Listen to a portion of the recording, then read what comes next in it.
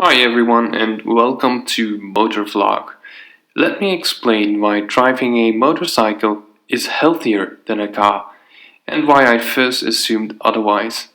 So, this is where I live, next to Brussels, Belgium that is. And this is where I work.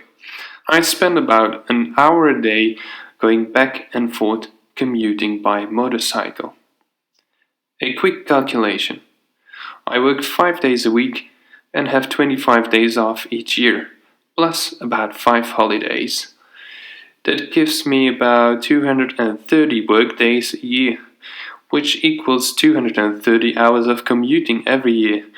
And this is 9.58 days I spend in traffic non-stop each year. Now, let's take a look at this global air pollution map, made by satellites for the University of Heidelberg.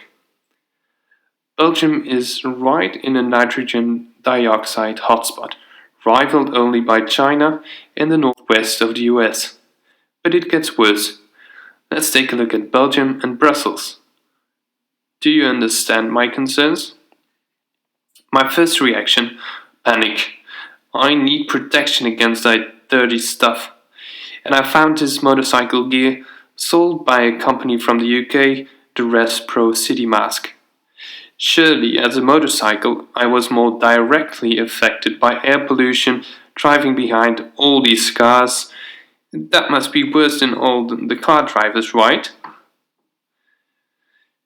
I was discussing this with a friend and he told me, no, well, it's actually better to ride a motorcycle than to drive a car, and that's why I dove into the subject. And this is what I found out.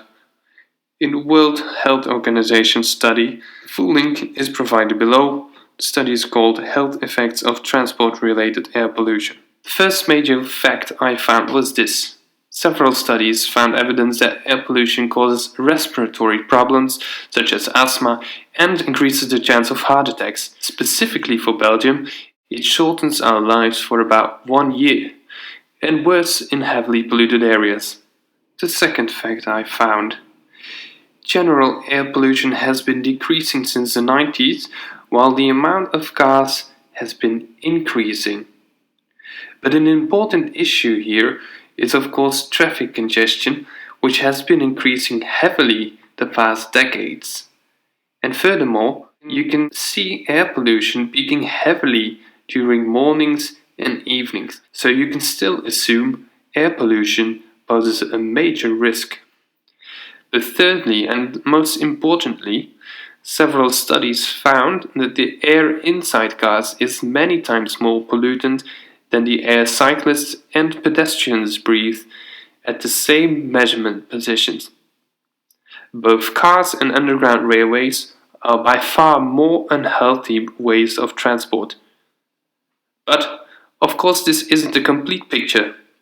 If your journey takes a lot longer on foot or bicycle, you spend less time in polluted air and it's healthier. Another factor is breathing rate. If you use a bicycle, you inhale higher amounts of polluted air. So, let's sum this up. Motorcycles get you to your destination faster than cars, as you can just pass traffic, while you still inhale little amounts of polluted air, as it is less of a strenuous activity and the air is generally cleaner than inside a car. This makes your motorcycle perhaps the healthiest way to drive around, don't you think? Thanks for watching. If you liked this video, be sure to share, thumbs up and subscribe. Cheers!